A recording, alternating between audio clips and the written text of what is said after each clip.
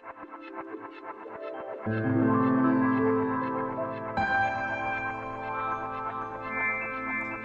the Dreamscape.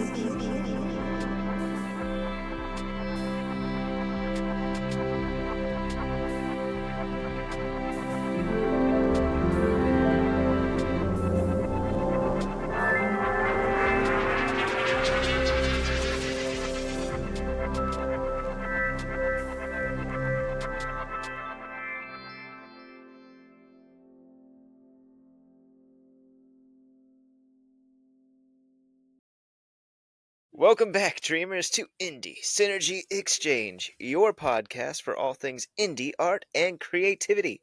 I'm your host, Tanner Giese, also known as Number 2 Pencil Man. And joining me tonight are my lovely co-hosts. We have... Hi, I'm Lemona. And... Hi, I'm Frae. Woo! Team! I love it. And tonight we have a very special guest, and our last guest for Season 1. We have the one, the only, Anil. Hello.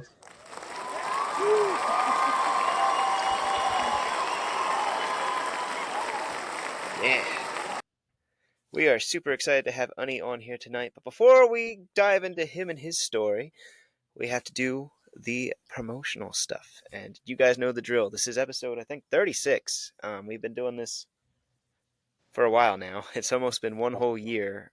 By the end of December, it will be 1 year of Indie Synergy Exchange, which is why our season finale will be our next episode. So if you guys have been enjoying this podcast so far, please consider interacting with our content, liking, commenting, subscribing to the channel, of course, is probably the biggest thing you can do to help us out. Helps us grow this platform so that more independent creators can be seen. Yeah, because indie has a lot to offer, and that's what we're here to show off. So if you guys have been watching and you guys have enjoyed what you see and all the different creators that we've had on, and we've had a wide variety of creators. If you've watched us, you've known that we've had authors, poets, comic book creators, we've had musicians, a clown, we've had a belly dancer, we've had a doctor of psychology, we've had a couple small businesses. The list really goes on and on when it comes to what we got. And there's a phone ringing. Mind that. Yeah, don't mind that. Totally not a professional podcast, even after 36 episodes. But if you guys enjoy what we do and want to support us, please consider doing those things, checking out all of us individually on our You're the only pages. one All that that's didn't linked freeze? below. And if you want to be a guest on Season 2, reach out to us, because it's we are my going to connection. soon be looking for that. So, without further ado, my long-windedness is done. I'm going to turn it over to Anil, and he will introduce himself and what he does. Take it away. Thank you for having me, guys. My name is Ani. My name is Anil Serpin, but everyone calls me Ani, and you guys can too. I am the writer of a graphic novel called Nandi and the Castle in the Sea. I have a copy of it right here. Oh, yeah. If you want to see it. Oh, Tanner has his copy as well. So Oh, this is yeah. like a pretty thick book. It's 368 fully colored pages, and it's a fantasy and steampunk mashup story. This is my debut story. I've never done something like this before, but it was, including writing time, about 10 years in the making. Wow. So it's been a lifelong project of mine, and it's finally here. We just released it this year, so I've been really excited about it. Been hitting the convention scene really hard, and that's where I met Tanner in the first place, as well as Frae. Oh, yeah. And yeah, we were neighbors actually at one of my first cons I've ever done. And I was just taking notes from Tanner the whole time. Like, this guy's doing an amazing job selling, and I want to figure out, We tips really and hit tricks. it off.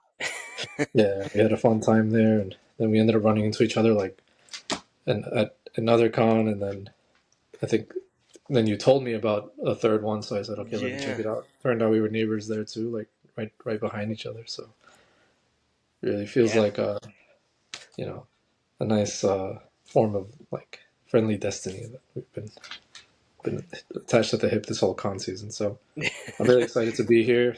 Thank you guys for having me. And yeah, this is I guess the main thing that I do lots of things. I am an artist in general. I like to draw. I like to make films. I like to dabble in like various things. But this is the first thing that I've actually probably ever brought completely to fruition. And it's been a long journey, but it's been a fun one. Yeah, it's a really good story. I mean, I think I'm the only one in the group who's read the whole thing through. I know Lemona started reading it, and Frae, you can borrow my copy when Lemona's done reading it if you want to read Nandi. Um, I gotta say, I'm impressed because I've gotten to meet so many independent creators, and like you said, this is 368 pages, and most indie creators, for their first thing, they don't even put out anything half this length. It's normally like a comic book, which could be like 20 to 30 pages of story.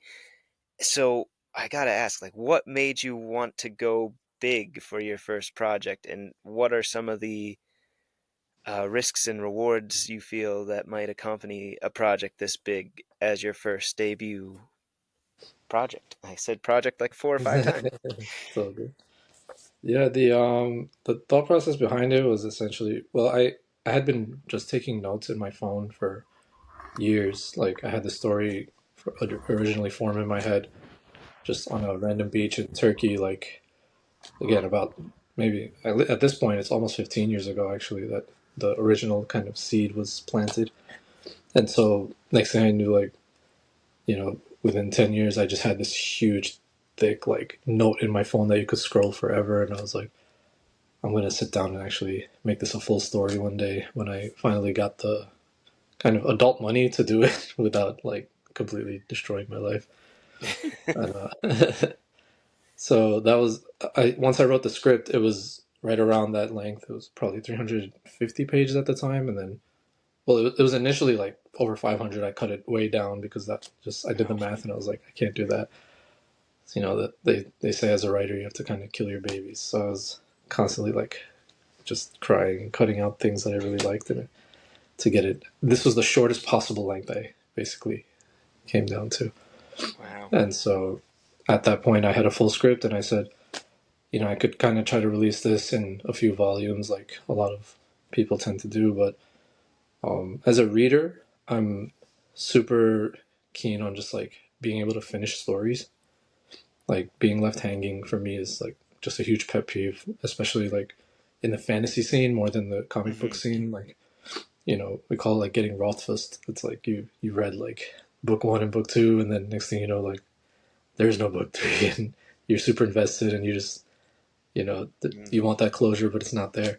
And so I wanted to give people a chance to just have one big standalone book that they know, like when you purchase this from me, like there is no further commitment. Like this is yours, and you have the entire story in your hands. Wow. So you said originally 500 pages. Yeah, it was like probably like close to 6, and cutting it down was crazy hard. But I legit just did math, and I was like, all right, like this is very expensive because I'm not the artist. My artist is Cheryl Chang. Her name is right there on the bottom.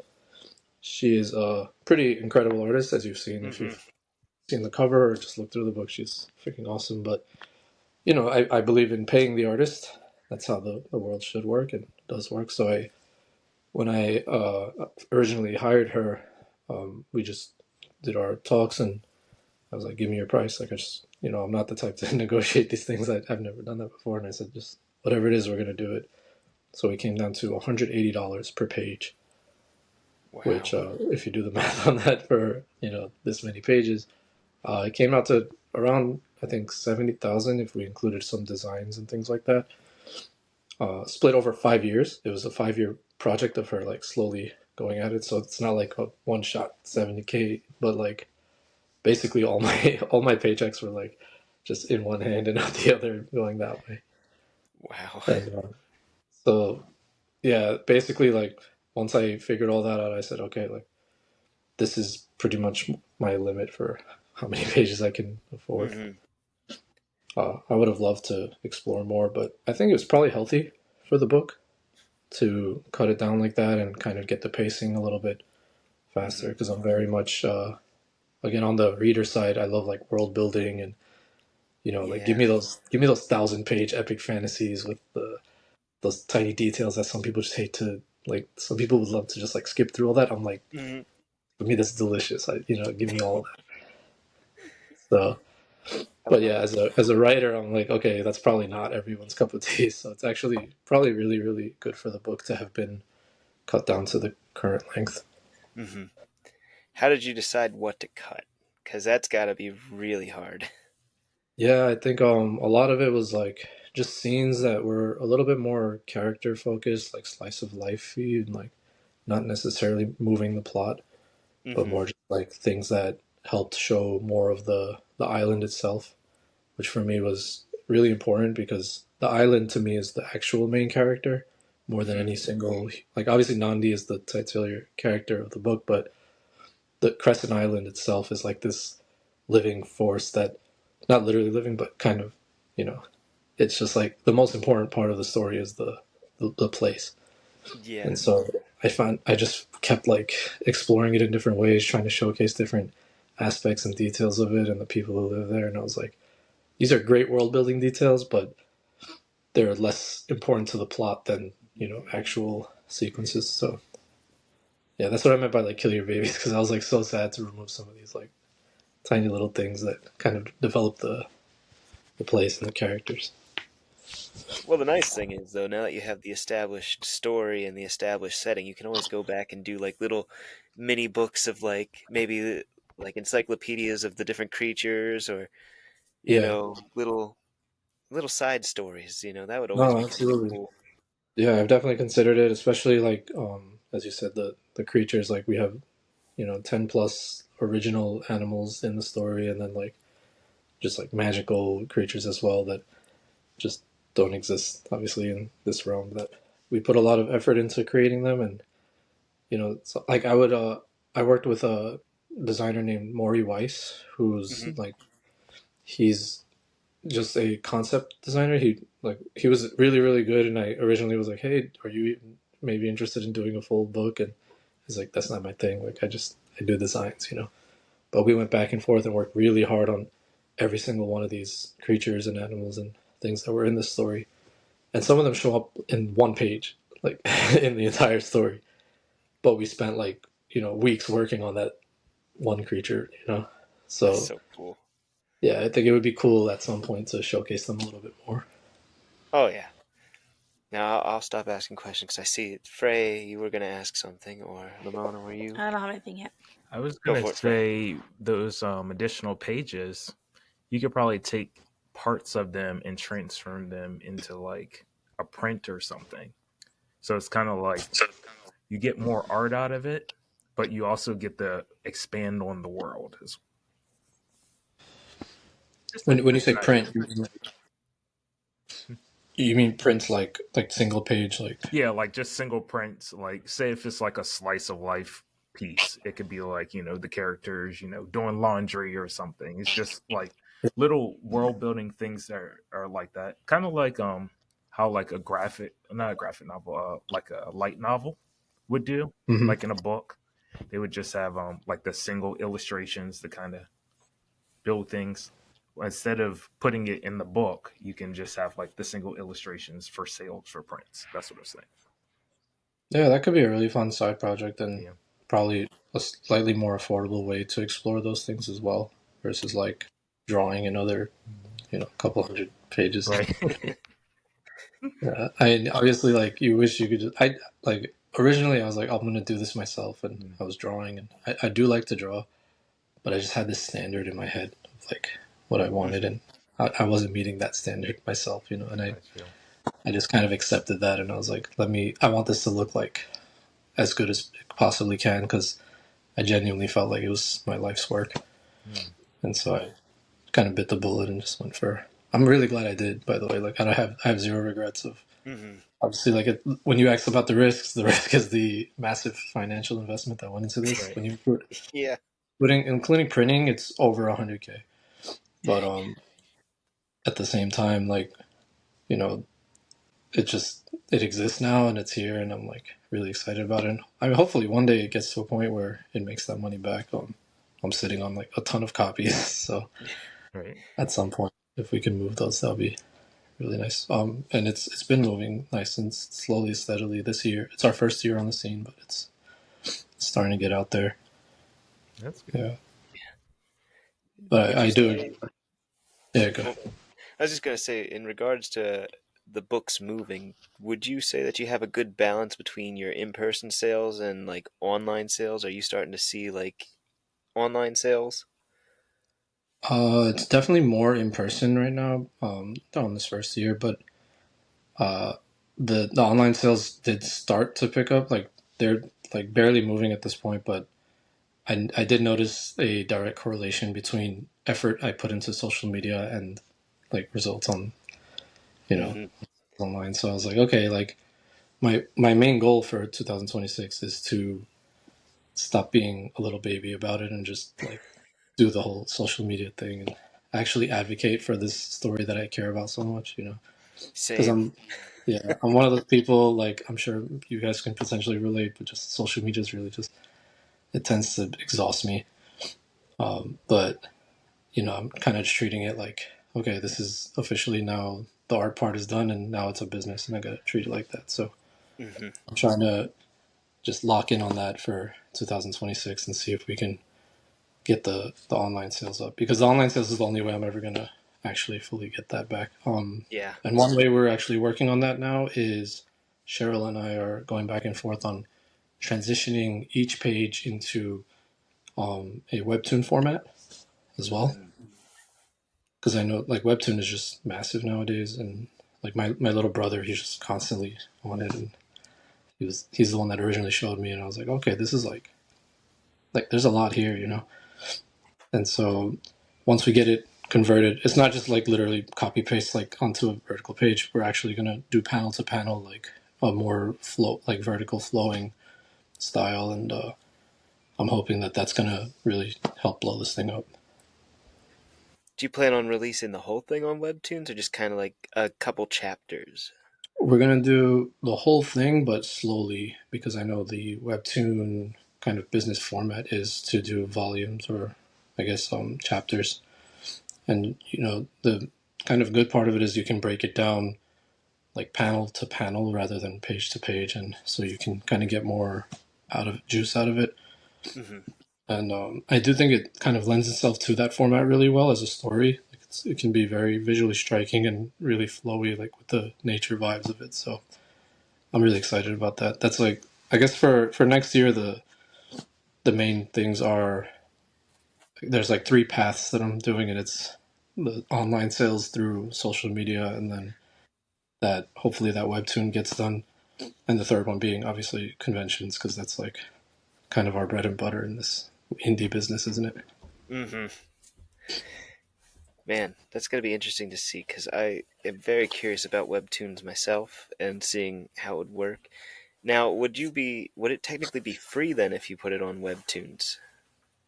Um, I'm not. I have to look a little bit more into the details, but I believe that the readers on certain apps are already paying kind of a subscription to the app, and then you're getting paid as the producer. Like my story on there, just depending on clicks, it would kind of go up in the value Okay. based on that.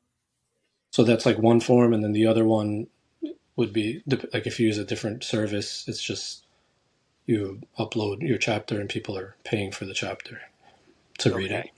to unlock it, I guess. Interesting. But yeah, I feel like for me that's a little bit less enticing of an option, because I just want to get it into more hands and more eyes on it, more so than trying to make the money back. Like if I never broke even on this, like it's not as big a deal to me as if I never got it made into the film that I see in my head. Mm-hmm. You're definitely on your way there. Thank you. That's for sure. Is that the end game, like for the story to turn it into a film? Yeah, when I wrote it, it was a movie script actually. Like like I'm sure you've, as the artist, you have received the script to comics and then been like, okay, I'm gonna convert this into obviously the visual. But my artist was actually looking at. I converted it into a comic book script format, but it still had remnants of that film like kind of setting. So like these I would write like establishing shot or like over the shoulder POV or use words like that are very like film based. Hmm. But that made sense to me because like once you read it, I guess Tanner, you since you've read it, you can kind of tell. But like it's almost through a film lens, like the entire Yeah. storyline part, and yeah, like that first chapter is meant to be like almost flowing through the island with one camera and you're seeing like all the different characters as they're starting their day, essentially, right? Gotcha. Yeah. It should become a film, honestly. You got a vibrant world, vibrant characters, a big cast of characters too, which I really liked that you handled the flow of storytelling between multiple characters very well, Thank you. which is really an impressive feat when it comes to storytelling because I don't tend to do like a bunch of storylines. I know Frae does. Frae has with Endlock, you have like 8 different character storylines going on at once, and to like balance that many storylines and do it in a way that it carries the story forward and you still get enough on each of those characters to get invested into them. That's an art, and you did it really well with Nandi. Thank you. Yeah, I Yeah, was I impressed. grew up with those like kind of ensemble cast films, and I was obsessed with them as a kid. Like the Tarantino's, the Guy Ritchie's, like those like if you've ever seen like Snatch, it's chaos and there's so much going on and different characters, but it never feels like randomness. It's like chaos with a purpose.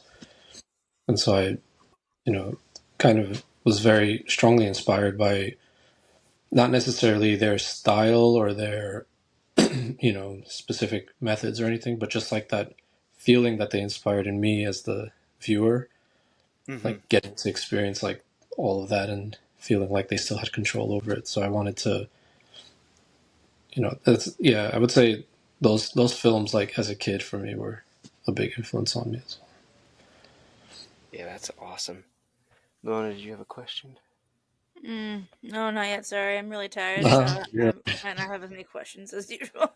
Oh no, I just always like to ask because I Thank know you you. were looking very like reflectively. Yeah, words tonight. What was your biggest influence when it came to creating the world of Nandi? Like, what helped spark the entire thing in your mind? So it ties back to this specific day I had on a beach when I was 19 years old, which is now 14 years ago. So I was with my parents in this exact area that, like, the very exact spot that they met in Turkey. Oh, They brought me there because they were like, "Hey, look, this is where we met," and it was kind of a tourist location. And it's called Kız Kalesi, which is a literal castle in the sea. It's like oh. just right off the coast. There's this little castle. It has a whole legend behind it where this king he locked his daughter in there because there was a prophecy that she was going to die, and he just thought if I put her in this castle, I could protect her. And then the person who delivered her food in a basket, they didn't know there was a snake in the basket, so she ended up like dying anyway. Is the whole Mm. kind of story behind that very famous castle in Turkey.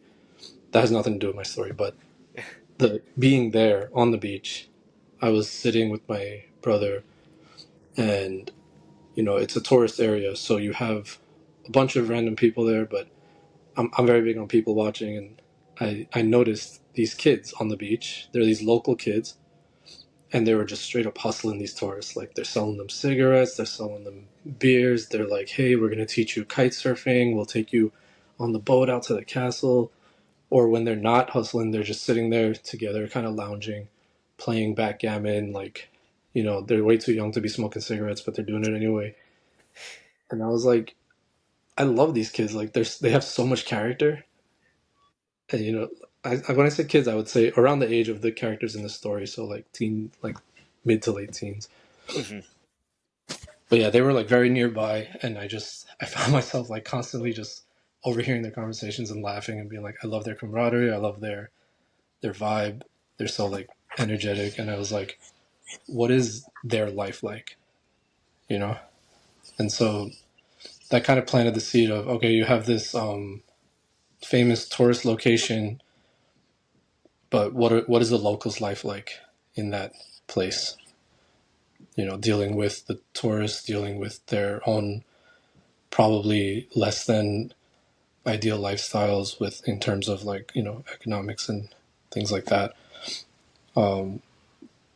And then that developed over 15 years into what it is today, which is, you know, I was very big into steampunk at one point and Mm-hmm. still am. Fantasy has always been my thing. So all these different aspects kind of like tied together. And then That's Crescent Island itself, the island was partially that castle, which looks nothing like this castle, but you know, just seeing like a castle in the sea, I was like, that would be a cool kind of tourist location. But then the island itself is more of I've done a lot of traveling over, especially my 20s, and two places that really stood out to me were Venice, mm-hmm. which was to me like just completely mind blowing. Just seeing like, you know, when you're walking through the streets, there are no cars. You're just kind of crossing these bridges, and there's boats, and like everything's just boats, right? Like that's how you get around. And I love that concept of like our literal like travel form is the waterways. Mm. And then the other thing was the Amazon rainforest in Peru was like absolutely mind blowing for me. I went in the rain season, and the water levels were like I think 18 meters high or something like that, like just stupid high. Like you just like you're at the top of the trees on the water, and so when you're on your boat, you're just going through the treetops. You can't stand on the ground, you know. And I saw just so many different animals and plants and things that really like kind of I guess took hold in my head. And I ended up combining those two places, Venice and the Amazon. You can definitely And see so that influence throughout the book. yeah, It's so all the making sense. location is those. Yeah, exactly. They all come from somewhere, right? Like the whole life experiences and things like that. Obviously, it's not a one for one thing. Like you end up putting your own little ideas into it. Like in my story, everyone lives in tree houses, which is, you know, for them, it's like that's just a natural conclusion to like, okay, you have waterways in a forest, you have no option. So I ended up Mm-hmm. coming up with these like cool like circular tree houses, and you know, the locals there wouldn't even call them that; they would just call them houses. You know, Mm-hmm. like if That's when you're in amazing. Philly, you don't call it a Philly cheesesteak, right? I guess not. I mean, I'm technically outside of Philly enough. We are to still call it a Philly Call it that. cheesesteak. Yeah, I think over there they're just like it's a cheesesteak, bro. Like, It's the cheesesteak. It's the only one in existence. Don't yeah, get it like, from it's a anywhere cheese. else. Right. So these locals are like these aren't tree houses. Like they're literally this is our homes. Man, I love it. You didn't just write a graphic novel. You actually like wrote your life story through a graphic novel, and that is Yeah, really cool. definitely some you know influences here and there. I think the philosophical aspects as well are very much like just ideas I've had or things I've learned over the years. There's a lot of Taoism in there, Hmm. which feels like super random and unrelated, but made a lot of sense to me to fit into there. Um, I wouldn't say it's not like a one for one direct Taoism thing. So if you read this and you like Taoism, don't be like, oh, this isn't Taoism. What are you talking about? Like, that's not what I mean. But it's influenced by it to the extent that you can call it that. Yeah. Yeah, that's super cool. Did you have a question? No, I don't. What's up, Frae? Speaking of life, if you could bring one of your created creatures into the real world as your pet, which one would you choose? As my pet, that's so tough. As a pet, I mean, could I also like in this magical, hypothetical question live like in this place or near the water? Sure. You go into the world of your book, and you live there. What pet are you? Mhm. What creature are you wrangling up to be your pet? In that case, we have this magical little sea unicorn, which actually interacts with Nandi in the story. don't want to give you any big spoilers, but you have this guy right here, and it's basically a big ass seahorse, but it's a unicorn as well. My daughter loves unicorns, so she loves this one as well. Nice. So this guy is like probably one of my favorites in terms of the designs. But actually, yeah, if I was actually living in this world, then I think without a doubt it would have to be the water horses, which is they're these almost, I guess, obsolete creatures in the present day of the story because everyone's riding jet skis and stuff. But until that point where technology takes over, you have these guys right here. Yeah, it's so cool. This was the main form of I guess travel on this island at the time. Like everyone just got around on these guys, and it's kind of a mix between a turtle, an elephant, and an armadillo, all in one. And so probably one of those if I had to pick one. Nice. Yeah, I think they're cool as hell. Yeah, that would be super fun to ride on one of those. Yeah. Man. What is the inspiration for it? Do you like combine different animals just to create the creatures, or is it like part imagination, or you're just like, I want these wings, and like a griffin or something, like I want these wings and a lion head, and I would say, yeah, it depends on the animal. Like, I think only the water horse is truly like just a combination of other things. The other ones tend to be a little like, I do like the combination of animals. Like Avatar: The Last Airbender, all they do is take two animals and put them together, and boom, you have like a new animal, which is fun for me. Like, I totally get it and enjoy it. But yeah, I'm a little bit more into just like trying to be like, I guess, a little more original. I don't know how original you can be with like creating creatures, right? Like they're always going to look like something. right. But like we have like these really cool flying monkeys. I love them. They're one of my favorites. Yeah. Like this, I don't know if you can see this guy right here. So what's cool about them is they can obviously fly, so they have wings on their backs, but also they're kind of not fully an animal, and like they're almost a mix between a plant and an animal, which is not even mentioned in the story. It's just a tiny world building detail, but like they have leaves coming off their bodies. Like the end of the tail has a leaf, and then the tips of the wings, and then like the face tends to be like, and they can literally like photosynthesize, which has never been mentioned in the story, but in my head it's like a thing, which I'm really into. So just, yeah, random things like that. There's like an electric salamander, which is almost like an electric eel, but they're just almost like some axolotls, but like they're more about their lore, which is like they can essentially predict thunderstorms because they come to the surface when there's lightning to kind of attract it, and that's like how they kind of feed off that energy. Nice. So things like that. And then I guess the most original thing, even though these probably exist somewhere in some format, would be the mushroom wizards. I love those guys. We call them the keepers. And so we have 4 keepers in the story. I wonder if I can like find one for you guys real quick. Yeah, I'd love to hear more about the lore of the keepers because Here's like one random. This guy's the timekeeper, for example.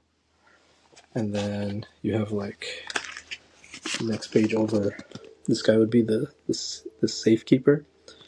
So we have 4 of those in the story, and they're pretty relevant compared to all the other creatures.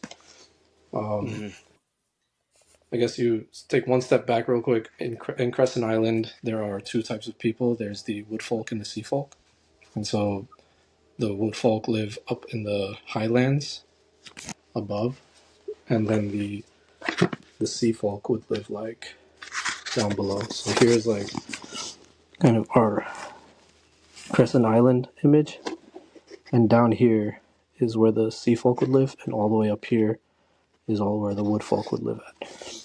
and so they are coexisting, sharing the space, but definitely not the same people at all. And they kind of beefed over the years in various ways. But up in the woodlands of the highlands above, the woodfolk area is where we have these keepers, and they're very important to the maintenance of the ecosystem, and also like the people themselves like rely on them for various things.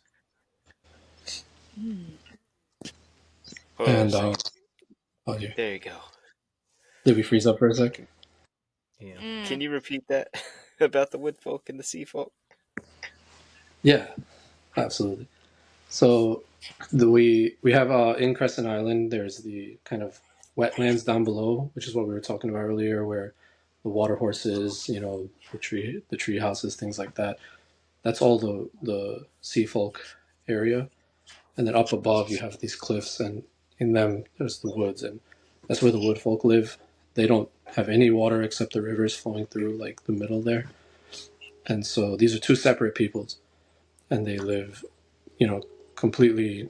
They live like they share the island, but they're not really living in harmony. They're completely separate, Mm. and so for the wood folk up above, they're probably, I guess, a little bit closer to what you would call indigenous, like members of that society. But essentially, in my head, both groups are indigenous to the island, so that's not necessarily the case. It's just that the woodfolk appear more stereotypically indigenous, Mm-hmm. and they're a little bit more conscious of their relationship with nature and things like that, right? So up in the woodfolk territories, you have these four keepers, and the four keepers are the timekeeper, the safekeeper, the promise keeper, and the secret keeper. And they all have their own little territories. They're protected by their own kind of guardians, which are like these deer centaurs. And the people rely on them for various things. So the safekeeper is like a really easy one to understand. It's essentially like their doctor, but it can like enchant mushrooms to give you immunities to things. So it's more vaccines than treatments. Mm. But you can also just like get treated by it. And so, like, one of the main creatures in the story is a dream frog, which Mm-hmm. is this little frog. If it touches you, it puts you into like this eternal state of sleep, right? You're completely like you're not dead, but you're kind of gone. And so the safekeeper can give you this immunity to that. So all the woodfolk, they don't have to worry about the dream frog, but any outsider would be like kind of toast if they touched one. It's just one random example. And then the timekeeper I showed you earlier, he's a little bit more abstract, but it gives you the ability to look into the future, and you have to pay for that with your lifespan. And so he kind of receives payment from you, and not really payment, but like to create some balance for you there. Like if I wanted to look a week into the future, he would take a week of my lifespan. It's like a really simple way to put it. But you're not really seeing what you want to see, you're seeing what you need to see, you know. Mm-hmm. And so yeah, we have a few of those. The secret keeper, I guess we could go into all of them since there's only two more. Secret keeper is a keeper that it can essentially keep your secrets for you, is the where I came up with that word. But more than secrets, it's like memories that it's almost like therapy. Like it can just help you get past your traumas, but in a really unhealthy way of just kind of taking them from you for you, and just kind of erasing that from you, which is super relevant to our plot Mm-hmm. as you know, tenor. But obviously, if it's too kind of important of a trauma and it removes it from you, you can lose related memories to that thing, which can kind of screw you over. But for smaller things, it can really help you process, your or not process really, but just deal with things that are just hard to deal with. Mm-hmm. And then the Promise Keeper is probably the most relevant one in the story. In that it's almost like a lawyer that does contracts, but it's forming contracts between like promises between the two characters, whether that's two humans or two little squirrels or anything in between, right? And it's just it's going to help you keep your promises by giving you that. It can like enchant a mushroom that when you both eat it, your whatever consequence you agreed on is now magically going to happen. So you better keep that promise. Is the idea behind it. Oh yeah, definitely comes into play in the story. Yeah, yeah. And so those keepers, I think, are probably the closest thing we have to fully original creatures. I personally had never seen anything like them. I guess I'd seen like art of like wizards and druids. Hmm. They would be pretty close to that, like magical druids, I guess. But yeah, I was pretty happy with the designs on those. Which all of these are Maury Weiss. If you know, I'm not sure exactly what his Instagram is. I think it might just be Maury Weiss. Really, Definitely really, look into them. yeah, That's super cool. I would love to know more about them, like their backstory, the Mushroom Wizards, because as far as they're established in the story, they just are there and they've always been there. And it's like, I want to yeah. know more about them. I want to know how they came to be. And Well, in my head, they're a little too, I guess, powerful and mystical to be explained like hmm scientifically. It's more just like when humans got to this island, they were already established, and you're kind of sharing their space, which is why the woodfolk territories are even split among like hmm where the keepers are located rather than where the woodfolk are located. Like this is the timekeeper kind of quadrant, rather than hmm like the woodfolk one. And they respect that because they're very just respectful of nature and things around them. And yeah, they kind of just know that they exist and accept it and wish to treat them with the respect that they deserve, which is also why they're kind of kept a secret in a way hmm from outsiders because they have incredible power that I think it's like kind of brought up at some point in the story that like the safekeeper could essentially cure cancer if you really thought about it, and hmm that could really be abused. But like obviously there's limits to those kinds of things, and so you can't really abuse them, and they understand that. The woodfolk do, hmm but not everyone necessarily would. So you kind of have to keep them safe. Yeah, super cool. Oh, your world is so magical. Yeah, the names themselves were just like words that actually exist, hmm and then I wanted to like play with them and make them a little bit different than their actual meanings. Like a timekeeper for real is just someone who clicks a stopwatch. hmm But I was like, oh, it'd be cool if you could like keep time. Keep. I love it. Yeah, and that's why I made like the Mushroom Wizard cosplay as well for the cons. Yeah. And I started calling myself the Fifth Keeper. I'm the Bookkeeper. You might not want to say bookkeeper because then people might think that you keep the book and you're trying to get rid of the book and sell it to people. Well, he could Like, explain what he means by that. yeah, I'm the keeper of the books. Like I take care of them, and also like the literal meaning, like I'm doing the finances, I guess. But that was That's true. they're all like tiny puns, which is like fun for me. I love it. Oh yeah, the Mushroom Wizard cosplay that you got is fantastic. Yeah, actually like so it was a little bit expensive to put together because it was just a bunch of stuff on Etsy that I threw together. But I would Hmm say it kind of got close to like doubling the sales. I don't know if it Really? was a coincidence. I mean, I'm sure it's not all like the costume itself. Like it's also either just I got lucky with good cons or obviously experience selling. You just get better at hmm talking about your work and kind of pitching it and refining. Like, you have that same conversation multiple times, so you get better at doing it. But I felt like a huge shift you know, once I got into it. Costumes are powerful marketing tools. I will say it. Well, I got I it. swear by I, it. no, I will like 100% credit you, Tanner, for me even being in that cosplay because when I first met you and you got in the pencil suit and I saw you like going at it, I was just like, this is like proper commitment to your story that you care so much about, and I was like, that's awesome. And then you were telling me like, dude, just like, get in a costume, like, do it. I think it was you that fully told me like, so I made this like cool like wooden window Yeah, and I use it at all my cons, right? Like it's just I it love kind it. of brings you, yeah. I think it's like a circular wooden window. It's It's a hard for hobbit anyone to, hole, essentially. Is yeah, almost, essentially a hobbit hole. A lot of people are like, is that a hobbit hole? And I'm like, not really, but it's meant to be like based on the tree houses in the story. But obviously, you can't just like explain all of that in 2 seconds. So when people say it, I'm like, yeah, come check it out and let's talk about it.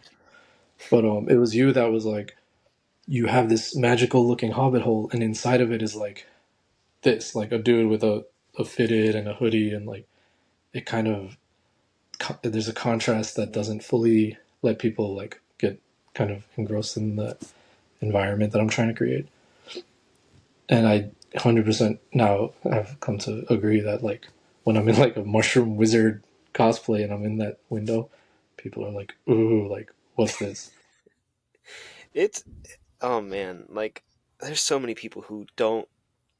I know costumes are not everybody's jams, and being like are having like immersive, interactive displays. I know that not everybody can do that, or maybe they feel like they can't, and maybe they just don't know how they could do their own take on it yet. But if you can get into it, if you like your story enough and you want to immerse yourself into that world, it's only going to help. Honestly, the pencil costume, if I didn't have it, and I'm going to do an experiment one of these days where I do like a big con and I'm not going to wear it. And I'm just going to see how I'll do. I'll tank it probably. Like I mean, I'll still make some sales, but I feel like the costume is a big attraction for people. People look at it, they're like, "What's that bright yellow thing? Oh, it's a pencil. Oh, hoo hoo hoo! Let's go talk to the pencil guy and let's go like tell him pencil puns and jokes that he's heard about 20,000 times." I love it though. I love it because Blue shark. everybody comes up like I've never heard it before. And I'm like, you know what? It's a good conversation starter. I'll act like I haven't heard it before just to talk to you because, Absolutely. you're so proud of it. And I just really want to connect. And like you said, for me, it's not about the money. I want to get my story out there. And obviously, we definitely all want money from our own creative endeavors to be able to live off of and make it through those means. But ultimately, at the end of the day, when we create something, we're sharing a piece of ourselves with the world, and it's a way that we can be seen, be heard, and make an impact, even if it's just a small one. And it's such a powerful thing. And so for me, even if I don't make the sales that most people would want, I'm still being happy doing the things that I love, sharing my story. But yeah, the costume definitely a big attractor, and I can tell like when you wear your costume, people always stop and talk to you, and they'll like peek their head in the hobbit hole, and man, like Blue Hen, you were getting a lot of people who were stopping and talking to you. Yeah, Blue Hand was really like the peak, I guess, of like it was kind of the culmination of I guess the previous cons and like all the advice I received and everything, and it came together really nicely. Yeah, That was really fun. I'm excited to see what you do this coming year for your display because I'm sure you got big plans for where you're going. Yeah, probably add to it a little bit, like little tweaks. Like every con, I add something small to it, so it kind of grows I gotta get organically. Miwa a costume too. Yeah, yeah, 100%. I had this like cool like druid mask. It's like a leaf mask, but Yeah, she wore it for like a couple hours at Blue Hen, and she was like, "My face is hot. Like I want to take it off." And I was like, "Okay, just take it off." I get it. Like I you said, it's totally not for understand. everyone. So, Yep. If but you yeah, can, maybe definitely do experiment with it. Maybe do like a 3 day, and like on the Friday, just don't wear it and see what yeah. you're feeling, and then I'm just curious. Like honestly, I wonder how much of a difference it would make for me.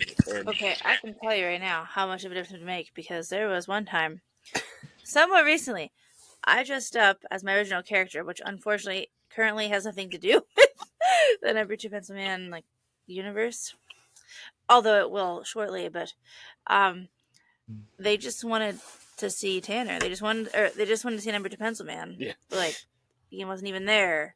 that was when I had to work. That's who they wanted to see. So yeah, it would honestly probably make a very big difference if you didn't wear it. no, it's definitely a hit. Like because I know like even like when I've been Tanner's neighbor and he's just gone to the bathroom for a bit, like people stop by and they're just like, oh, like they'll either be saying like, oh, I just saw that guy and like I found his booth and all right, I'll be back from later. Like they'll see him like walking through the con and like talk about him or like you know like Tanner's like the one of the only people I've seen that has like literal fans, like repeat So like weird.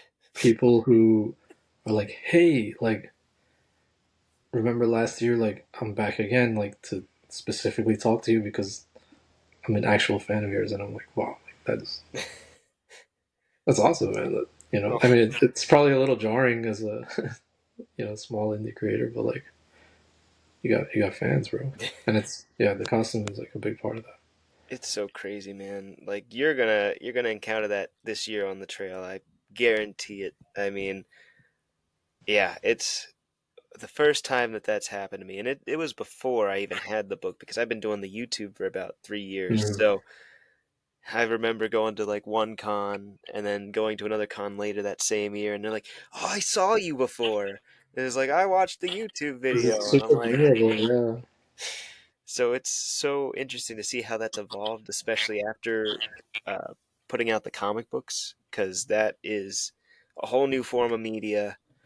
People who don't even know that I did YouTube before I did the comic books, they're picking up the books, and that's their first introduction to the character. And now I'm getting those people who are coming back, and they'll like always stop and chat with me. And I think that's one of the people that you saw at Super Jersey Con. One guy saw that I posted that I was there, and he was like, "I saw on social media that you were here, and I wanted to come say hi." And I'm like, "Oh, Yeah, hey." that's amazing, dude. It happens now. Like almost every con, I get like one person that's like, "Oh, I saw you at the Geekdom Con, and I got issue 1 back then, and now I'm here for issue 2." And I'm just like, "Oh, cool. Nice to see you again." I try to remember your guys' names, but I can never remember names. I feel so bad. It's a lot of names, so it makes sense. But Yeah. Your time's coming though. This year, 2026. Yeah, you're gonna get so many of those people coming to you. yeah, I'm hoping to hit the circuit pretty hard this year. I don't know. I started applying, and like it just seems like there's less options right now than there were Mm, last year. But like, I'm not sure. Maybe I'm just not looking in the right places. But yeah, I'm trying to pack the weekends like as often as possible this for all of 2026. that's awesome. Yeah, I'm Oh, sure we'll run into each other like oh yeah, at for least a few sure. times. I did read issue 2, by the way. Oh, did you? Yeah, it was fun. I love that. Like, I mean, that it caught me off guard because like I'm like, okay, like it's moving, the story's starting. He drew a gorilla, and then all of a sudden, like, shit hits the fan, and it's like it was awesome. I mean, the cover kind of. Yeah, I the don't actual think I don't want to say it was a spoiler because like this is the cover, Frae did but a great job with that cover. yeah, it's awesome. I People love it. really like issue two's cover more than they like issue one's, and that's a very interesting thing to me. So, Frae, I don't know what it is with issue 2, but you have a hit of a cover there. I think it's just like more interesting looking compared to the like you see the Pencil Man. It's like it's great, but now you see Pencil Man fighting a gorilla, and you're like, how the hell does that happen? So it's like, so you're like more drawn to it, You up the WTF factor, right? essentially. Exactly. A lot of people pick up issue 1 and they're like, "Oh, look, he's gonna like go down point first on the guy." I get so many people who laugh at that one, like, I mean, that cover is awesome. Like, I think there was a variant, or was that the variant, or was no, the the variant cover was an anime style done by an amazing artist, Diamond Cut Arts. She is fantastic. hmm. I only did like a limited run. I don't know if you got one of those, did you? No, when I got my first copy, you had just released your variants, Mm. and I was looking at both, and the original just was for me like one of my favorite covers I've seen of any comic book. It was like funny but awesome, and yeah, That's I all love that the. gentleman over there, Frae. What gentleman? Yeah, you're right. He's not a gentleman. It's I'm all not that guy over gentle. there. I'm a rough man. He's rough on the inside and out. That's right. Anyway, we should bring it back to the interview. Anybody else have questions for Sorry, Ani? I'm so tired. I got nothing, but I've been No, really enjoying you're good, listening. Lemona. I think I'd have more to say if I'd been able to read through it, but yeah. Mm. It's a journey of a read. Which would you prefer to live among the wood folk or the sea folk? Ooh. That's like so hard because first of all, like living among the woodfolk is extremely dangerous. like like they're good at it because they live there and they know what they're doing. But Mhm. it's a very dangerous place. Like the animals up there are just way more aggressive and way more like you're just in danger basically all the time unless you know what the hell you're doing. But they're in terms of the people themselves, I feel much more attuned to the woodfolk. Mm. So like the way they go about their lives, their philosophies, or would be more in tune with me. And so, in terms of community, it would probably be the woodfolk. Mm. But in terms of like, living like location wise, like I love the water. My kids are both named after water related things, and like, it should just be like it's probably a more epic lifestyle to live among the seafolk, which they're very, you know, aware of because like that's like what they're all about. Like they're a little bit more about like progress and that kind of conflict is also kind of there's a lot of those like small there's different conflicts, but I guess the core one would be that kind of fight between progress and technology versus like kind of keeping things traditional and your core values. And the sea folk tend to capture that the more progressive aspects of things in the good ways and in the bad ways. And so, yeah, it would be nice to live with a bunch of woodfolk in the sea folk territory, which is not a thing. It doesn't happen. Mhm. But yeah, I mean that doesn't necessarily mean that the sea folk are just like crappy people either. Like they're also awesome. Right. Mhm. Yeah, like my favorite character is probably like Aldrin, who's kind of he's like a crew leader down like in the beach area, and he's just like this super chill, awesome dude. It's like epic fighter. He goes surfing, things like that. And he runs a pizza shop, and I'm like, I could just hang out with Aldrin all day. He's one of Yeah, the cool ones, yeah. yeah, he's cool as fuck. That whole gang, my favorite. Love those Yeah, guys. the gang is very much like based on like either people I know or just little character aspects of people that I like. Like I keep a list of I've had this list for like 20 plus years of just like it's literally just people's like name and then something I really like about that specific person, like things like either virtues that they want me to like help me aspire to or just like something really quirky about them or whatever it is like, I just have a huge list of that I've been keeping way before I started writing. That's And definitely such a some of cool those idea. aspects have like come into the characters of the story. Wow. Yeah. I've never heard of anybody doing that before. That is a beautiful thing. Thank you. Man, am I on the list? Yes. The Is Frae hit on the list? list. I haven't spent enough time with Frae yet to have found something. Like, I don't have every person I've ever met on there, but like if I've spent like any significant amount of time with people, I generally find something that I'm like, oh, like this would be Man, that's on this. so cool. Your friends must feel so honored. Like, Oh, wow. half of them don't even know about that, Oh, well, now they do. but they're on there. They're on there Surprise. though. Yeah. Instead of the hit list, it's the gratitude list, or I don't know. Like, what would be like the anti-hit Uh, list? the title of it when I first made it when I was literally like 13 years old was like virtues to aspire to and the people who inspire them, which is really long, but I just left it there like that. That's And a fun name. yeah, but it's not necessarily virtues at this point. Like it's evolved over time. You know what I mean? Okay. Yeah, it can be just something you know, like I met a girl who really appreciates the sun. Like when I was hanging out with her once, she just stopped and like closed her eyes and was like, wait. And she just let the sunlight hit her face for like a solid 20 seconds, which doesn't sound that long, but when I was standing there, I was We're like it's standing only in been the 5 middle of seconds since I traffic. stopped We the kind of got to sentence, you go. know? No, but I was like, wow, like, and then we just kept going, and I was like, I really like that, and I wrote that in, which is like, it's not a virtue, but like, it was cool, you know. Just as a random example, you know. Oh, it's so cool. That's 13, inspiring. dang, that's like super like deep and thoughtful for a 13-year-old. Yeah,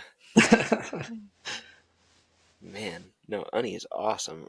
Like I told you, You I've did. I've bragged about you to her so many times. Mhm. Every time I see you at an event, I'm like, oh, he was there. Oh yeah. We're like new best friends. Move over, Frae. No, I'm kidding. Oh no. I've told my wife about. I am moving over, sir. No, Frae, come back. No, thank you. I appreciate that. But yeah, my wife knew all about you before she met you as well. Because I was like, there was this guy at Super Jersey, and then yeah, obviously Yeah, your you're wife pretty is easy. awesome too. Me was so fun. Your Yeah, whole we've family. we met, right? You guys, we went to dinner, the four of us. I just Hmm. remembered. Yeah, that was fun. We got to do that again this year. Absolutely. Yeah, I hope to see you guys on the scene. I'm gonna go out of my way to come down to PA at least a couple times. Yeah, I'm well, up let us in know, and New I'll try to Jersey, come to but New York too. yeah, if you have any New York cons, New Jersey cons, you know, my house is open. Oh You don't have yeah. to, when you dodge the hotel fee, it makes a huge difference in your bottom line. So I might do Especially in New Super York. Jersey Con again this year, so we'll see. I'm like an hour from there, That's but still not too bad. it's not that bad. Yeah. That's oh. When we did that Geekdom Con, I was at my cousin's house, which was like almost an hour. But that was way better than my house, and Hmm. yeah, and it's free, which is awesome. Yeah, makes a difference. But yes, I guess we're coming to the end of this. Does anybody else have any questions for Ani before we wrap things up? Yeah, I'm good. Oh, Like, well, Well, go for yeah, it. I don't know. This is probably too big of a question at the very end. No, go for This it. was the only question that came to I got mind. time. I'm here. Don't worry Then about I it. forgot You about guys it. have to- You mentioned that Nandi and the castle in the sea is feels like your life's work. Could you just speak a little bit more on that? And well, maybe it's obvious, but just go into a little bit more detail of like what that means to you in comparison to like any other job you've had or any other um venture you've gone into. Hmm. Yeah. So thank you for that question. Actually, so the because I do feel like this is kind of special among all the things I've done in my life. Like I have made other arts and other works, and generally, even if I do bring something to completion, it's going to be done within a couple days or weeks or months at Hmm. most. But even when I was doing other things, like from the day that seed was planted at 19 years old until I brought it here, like it was in my head every day as a living story that was just constantly evolving. Like when I was working or just walking or just going about like my daily life, it was like my constant companion over all these years. And like it almost felt like I'm very escapist. Like I can just daydream for, like, my teachers used to tell my parents at parent teacher conferences, like, oh, he's just looking out the window, like the whole class. I was that kid, and I was daydreaming because that's just, some of us are like that. And yeah, this story was like, is just this ever evolving world and story and island and characters that, it kind of, I feel like I poured all of myself into it in every facet of that meaning, or meaning of that phrase. And so it's very personal to me, but my hope is that when you read it, you don't feel like it's a personal story. You feel like just whatever, like, you feel. Hmm. Because I do feel that a lot of what I poured into it is things I've learned. And a lot of those things I've learned were not things I came up with on my own, but just things that other people taught me or that the world taught me. And so, yeah, I hope that it can get people to think, even like just a little bit of a fraction of how much it made me think for 10 to 15 years. Definitely does. Yeah, Tanner finished it, so he kind I still think about that ending. It's good. Yeah, I won't get too into the ending because it would be like major spoilers. But Yeah, no. It's but good. it's yeah. It's I will say that the ending was the first thing I came up with in the entire season, and then it was all just like, how do I get to that point? that's cool. Yeah, just to give you the context. Like, if you once you read it, you're like, oh, really? But like, yeah, I feel the that's same way with Pencil Man because I can see the end of Pencil Man very clear, and I'm like, this is how it's going to end. And now I'm like, all right, got to get it to that point. which is very nice. And I mean, it's not great in some ways because it kind of can limit your flexibility, but at the same time, it's really nice to have a strong ending in mind because Mm-hmm. a lot of stories start out amazing and then just kind of in the end like peter off, or Mm-hmm. sometimes they don't know how to end it. Or yeah. I'm a big consumer of media on top of writing, and so as a fan of these works that I've read all these years, I'm like sometimes I'm like, like come on, man, you know. I just invested so much of my time and energy into caring about this, and then you Mm-hmm. just wish some endings were better. And then amazing endings tend to stick with you forever as well. So. Yeah, yeah, for sure. Wow, good question. Oh, thanks. That's Yeah, thank Lemona for you, everybody. Good questions. Thanks, dear. And I guess on that note, Frae, do you have anything else that you want to ask? I do not. Okay. So I guess to wrap this up, I do have one last question, and then, well, I guess two last questions. Two last questions. Yeah. There was a one question part A and part B. No, well, I mean, part. I'm just get teasing. It's fine. It doesn't matter. I was trying to be funny. All right. Ani smiled. I'm happy. I'm just saying, huh? um, the first one is with Nandi done. Do you have plans for any sequels or prequels? Just curious. It's okay if there's none. That's just a question that I'm just curious about. I would say Nandi is very much finished. Mm-hmm. Um, so in terms of sequels, definitely not. Maybe like prequels exploring that world, the island a little more, or just like I would love if I got to a point where financially I could afford this, just doing like kind of a slice of life, like a couple of years before the events of this story, and just Mm. like the boys just like living in Crescent Island, like way slower, and just getting to know the island more and explore it a little more, because I feel like there's so much to it that is in my head and very like vivid and like just wasn't explored in the limited space we had. Mm-hmm. So, but yeah, it's not a priority, but it would be something I would really be keen on doing if I had the opportunity. We hope And that something you like do. Frae said as well, like Little Prince and kind of little side projects like that could be really fun. Yeah. Well, I would definitely be invested in it if you did anything of the likes. I'd get the prints. I'd get the little story. Whatever you do, you got my Thank you. full support. I'm totally invested. I definitely want more, no matter what form it comes in, even if it's a completely new story that you come up with. Yeah, there is a new story in my head now, like Is kind there? of.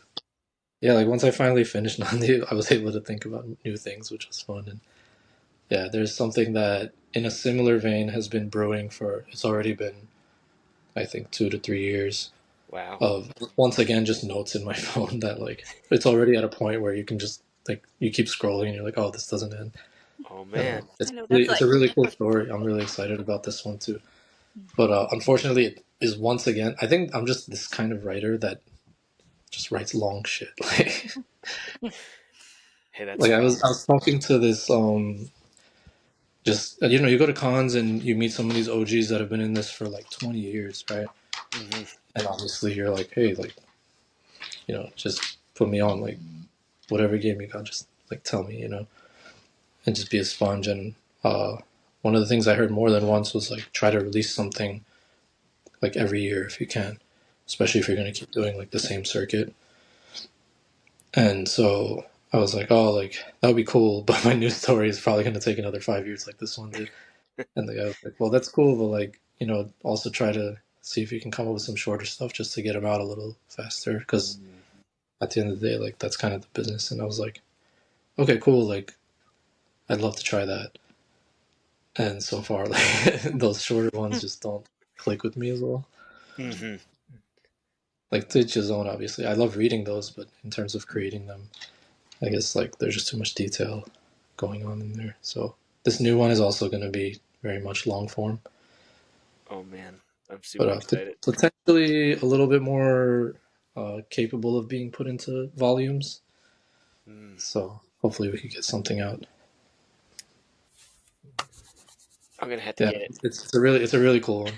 I'm super excited. I'm a fan. I'll be your number one fan, honey. Oh, I can't because I'm sure Miwa and your brother are, but I'll be your third fan, number 3 fan. Thank you, Yes. thank Well, I guess no, because then you have 2 kids. They're your other fans. So I guess I'm number 5. you.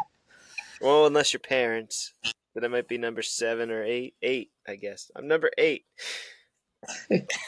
I All right. actually I received, this is just like a personal like awesome moment for me that I'd love to tell you about as a fellow creator. I got a fan mail, What? like an email, That's but so. like a fan email from like an actual just like with you and me, it's like, oh, we're friends, thank you, right? But like Hmm. this was just out of the blue, like it was just like I'm a huge fan of your work and like a huge like just amazingly gracious, like really complimentary email that was like went really deep in like analysis on the story and stuff too. And I was just like, dude, that was like one of my favorite moments I've ever had in my life. Like it just made all of it feel like really worth it, which was like, Hmm. yeah, obviously like it's one fan mail, but it's like probably everything, you know. It's the best. Oh my Yeah, it gosh, was that is just an amazing. incredible feeling as someone that put that much effort into something to get like it just made everything. I don't need another one of those ever again. Like the one was, Did you print it out? I didn't. Yeah, I'm thinking like I would love to like frame it because you know that was just like a really cool moment. That's beautiful. I'm so excited for you, man. Like, watching you grow and being able to run the circuit with you, it's been an honor, and I'm excited to see where we're going because I know it's got potential. It is a fantastic story, fantastic world. You are an amazing storyteller. I cannot wait to see what you come up with next. Since you told me there's a new project, I'm gonna be like, ooh, yeah, super excited for you and your journey, and I'll be supporting you all along the way. I guess that's the best way I Thank you, can Tim. say it. Um, so to wrap us Thank you. up, I guess at this point, I just have one last question, and that is, can you tell us where the audience, can find you? So my Maybe.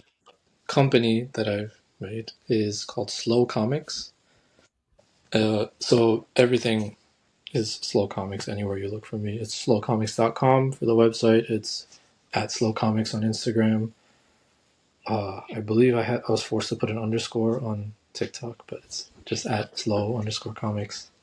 If you look up slow comics everywhere, like it started to at first when I made it, like it wasn't popping up anywhere, but recently you can kind of just write that into Google and it'll slowly start to show.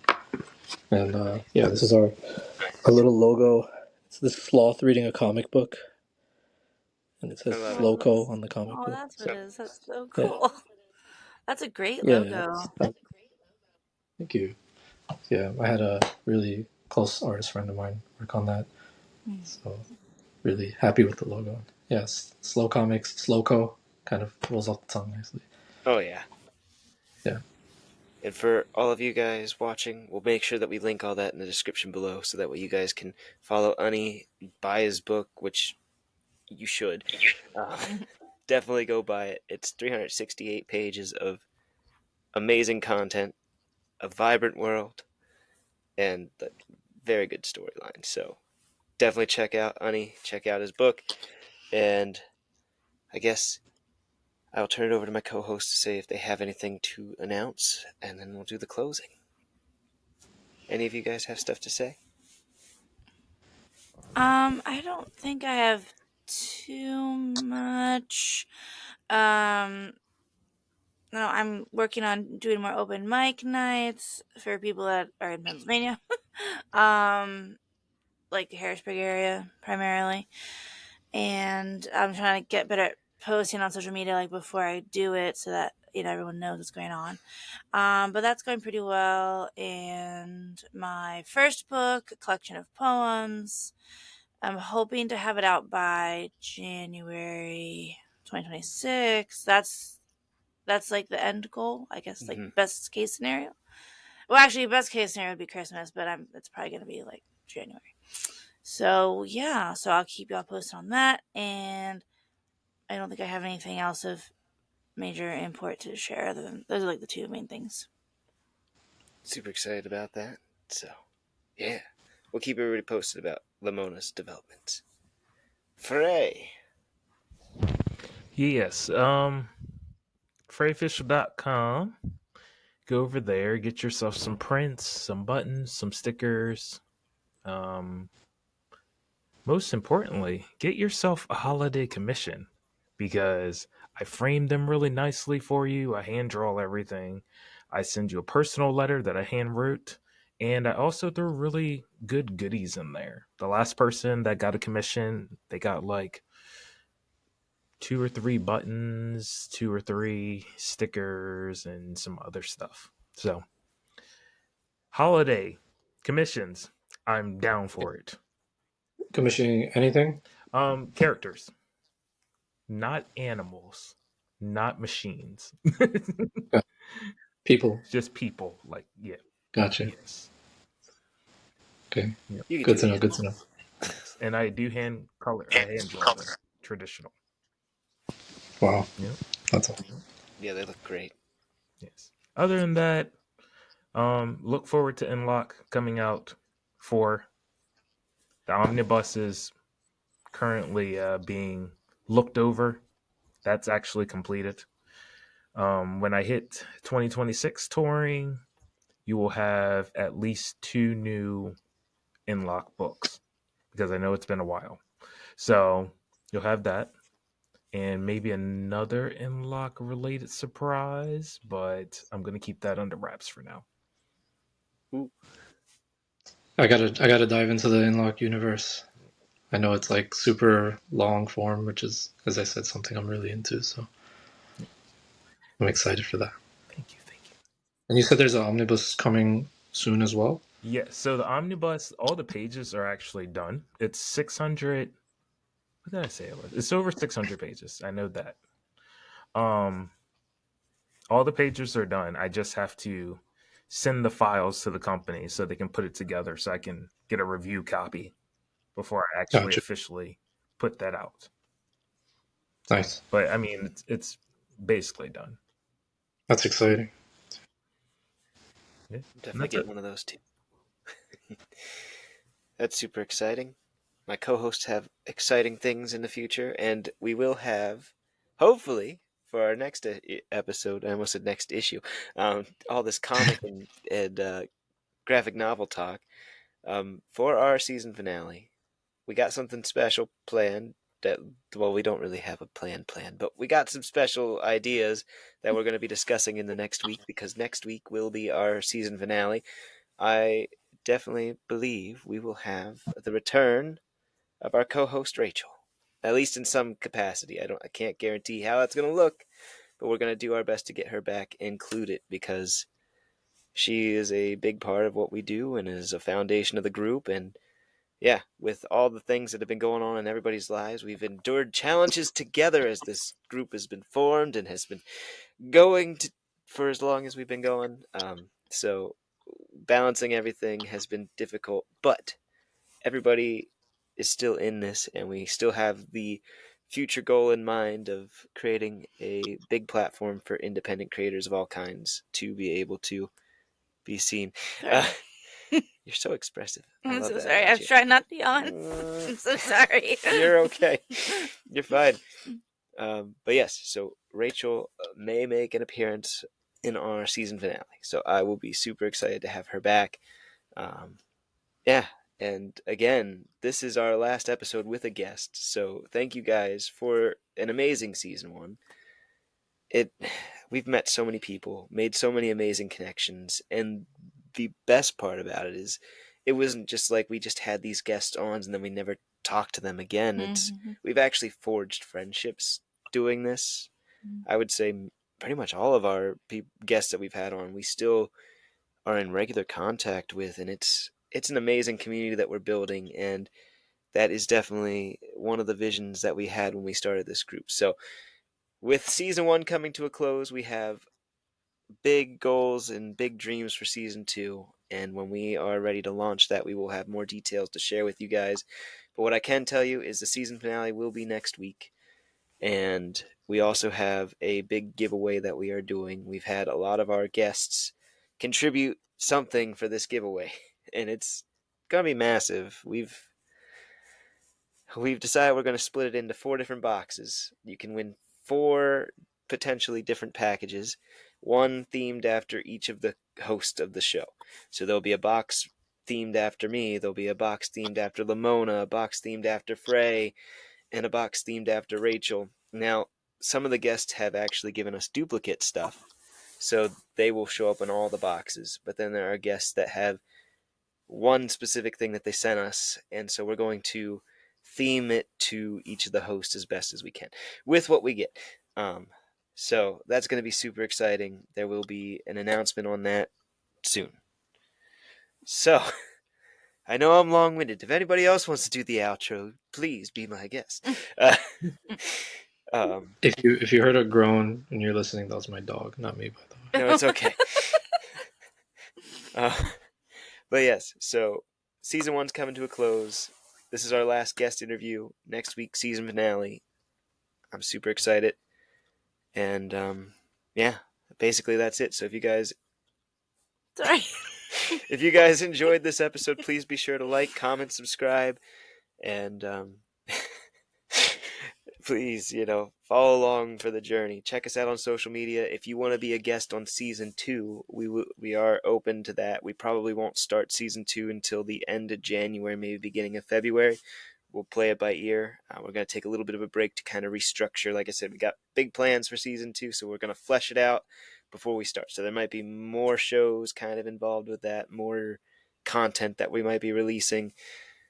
We can't tell you everything yet, but we're going to talk about it. We're going to flesh it out, and we'll come at you with some fresh stuff. So super excited about that. But if you want to be on season 2, DM us. We'll try to give you like a rough estimate of when we're going to start doing guests again. We can get you scheduled, and you'll have plenty of time to think about what you want to bring on or say. And yeah, so we'll go from there.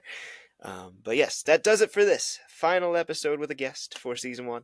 So remember, guys, we are Indie Synergy Exchange, and keep dreaming, dreamers. Bye-bye. Thanks for having me, guys. Yes, thank you for coming.